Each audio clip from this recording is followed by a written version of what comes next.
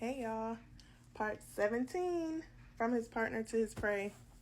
So, the family is completely against me, and like I said, and these threats and stuff, all this was coming on social media, right? So, everything that they're saying to me is literally on social media, on my Facebook page. So, um, it's wild because I'm getting, and then I started getting messages like, how are you on Facebook but you can't call nobody and say nothing, and it was just like, what is going on? Like, what story, what narrative is being, put out? Because I'm confused. Like, what are you talking about? Um, Nobody asked how I was doing, if I was okay. Like, no, it was that there was no concern for me whatsoever. It was like they didn't even know what actually happened. It was like I did something to him, to Tyler. Like, his family treated me as if I was the villain and he was the victim. So after that, uh, since he got arrested at the house, the truck was left there. I ended up finding a bag in the car, in the truck, in the Durango, and the bag had a bottle of detox drink in it. So I don't know what Tyler was on, what he had taken, or what he had in his system that he was trying to detox from, but I did find that in the car when I went in the truck when I went to go out there to, see what was going on. I was happy to have my truck back, I ain't gonna lie. And once whew, it's so much. So once I checked the truck, got the keys, took that out. I actually put it in the refrigerator. I didn't even throw the drink away. I saved it. So I closed up the truck, closed up the house. Like I said, tried to clean up as much as I could so I could take a shower and go to bed. Um, I once I got the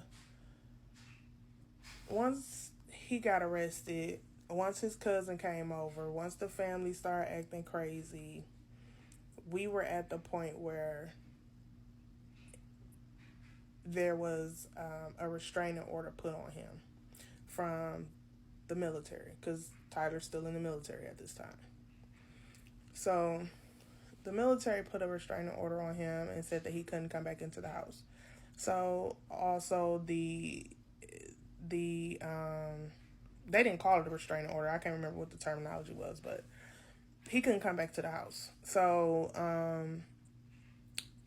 we had also got a temporary restraining order from law enforcement because of what happened. So um, when I had to go to court about the restraining order, and the judge asked me, like, since he wasn't living there, he didn't have no reason to come back to the house anyway. I think I did have to drop off the car to the police station so that he could have transportation back and forth to work, though.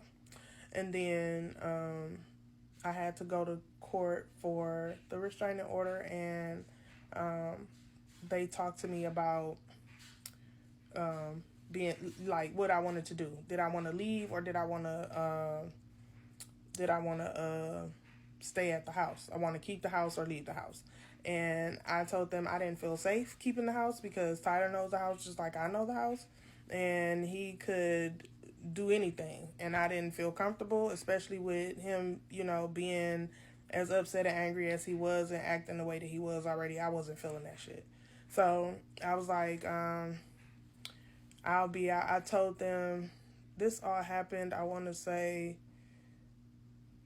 probably June, July, somewhere in there. So I told them that by October 1st I would be out. Mind you, I wasn't working. I did not know where I was going or where I was going to live, how I was going to pay for it. I didn't know nothing. I didn't have a clue how none of this shit was going to work, okay? But God. So I told them I would be out by October 1st, and they was like, all right. So, they put the restraining order in, and then um, everything just kept going. So I reached out to an apartment complex in the area where I was living at, and I went in and applied, and I told her what was going on, and she prayed with me. She talked to me. I love her so much for that. She really helped me in a way that I'll never forget, and she called me and told me to come in. And when I came in, she told me I was approved, and we just cried, and she just hugged me, and she just prayed over me. And it was so beautiful, and I was so grateful for her. And, I was happy that I was in a position to be able to move out. You know what I'm saying? Because I didn't know that I would be able to. So I was grateful that I was good and everything was straight. So I moved, and like I said, I was out by the 1st of October. And Tyler moved back into the marital home. So he had to keep paying for the truck. I got to keep the truck, but he had to keep paying for it because he was in the military. He was the one with a job. Although the truck was in his name, I had the kids. And the car, like I told y'all, was not in good condition. The oil leak was severe and an expensive fix, which is why he wasn't fixing it. Like I said, this is the middle of summer, and it has leather seats and no AC. Okay. And I have 3 kids. And like I said, it's tight in that car trying to fit all of them with car seats because they're all, fairly small. And even when 2 of them in car seats and one of them not, or you know what I'm saying, one car seat, it's tight in that car, especially when it's hot like that. So, because they all got to sit in the back, nobody can sit in the front, but whatever. So anyway, he shouldn't have took my damn truck. So we get he got to pay for that, and we move, and we stand on the 2nd floor, and I'm back in school working on my master's at this point. So I'm actually working on my master's in mental health counseling. So I got to be clear on that.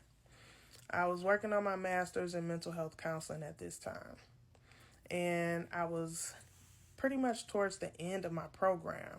Okay. So this was a 4-year program with 3 years of academic work and then a year of practicum, which is when you are in the field working, learning your trade. Working with actual clients, with actual patients, and you're counseling them.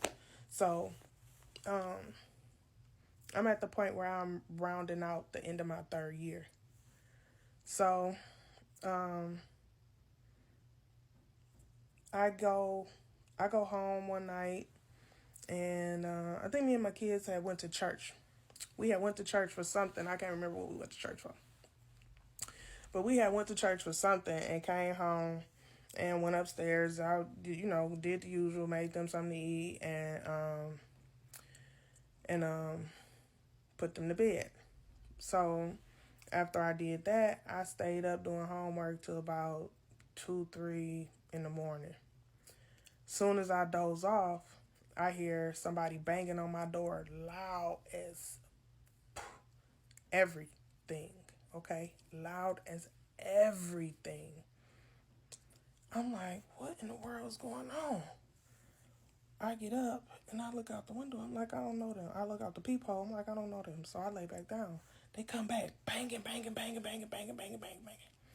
Like, they like, I'm staying in my house not saying nothing.